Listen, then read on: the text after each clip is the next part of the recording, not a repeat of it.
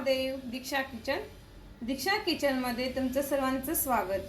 आज आपण बनवणार आहोत खीर. अगदी सोपी आणि कमी वेळेत होणारी अशी डिश आहे. चला तर बनवूया. इथे तांदूळ घेतले, ते आपण भिजत टाकून घेऊया अर्ध्या तासासाठी. तळलेले तांदूळ घ्यायचे. 4 काजू घेतले मी आणि ओलं खोबरं घेतले, त्याचं साल काढून घेतलं. त्याला पाणी टाकून सगळं तांदूळ घालते, खोबरं घेते, काजू घेते, पाणी टाकून हे वाटून घेऊ. आपण पातेले ठेवले, पातेल्यात आपण 2 कप दूध घेतलंय खीर बनवायला. दूध छान गरम करून घ्यायचंय आपल्याला. छान इथे गरम झालंय. आपण तांदळाची पेस्ट केली आहे, ती टाकून घेऊया. छान हलवत राहायचं आपल्याला अगदी 2 मिनिटासाठी.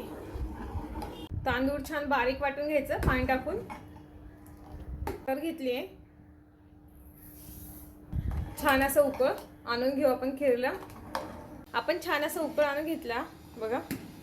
थोडीशी वेलची पूड घालते आणि ड्रायफ्रूट घालू, तुमच्या आवडीनुसार घाला. कमी वेळेत आपली खीर ही तयार झाली आहे. मी गॅस बंद करते. आपली खीर ही तयार झाली आहे. तुम्ही अशी खीर पुरीसोबत खाऊ शकता.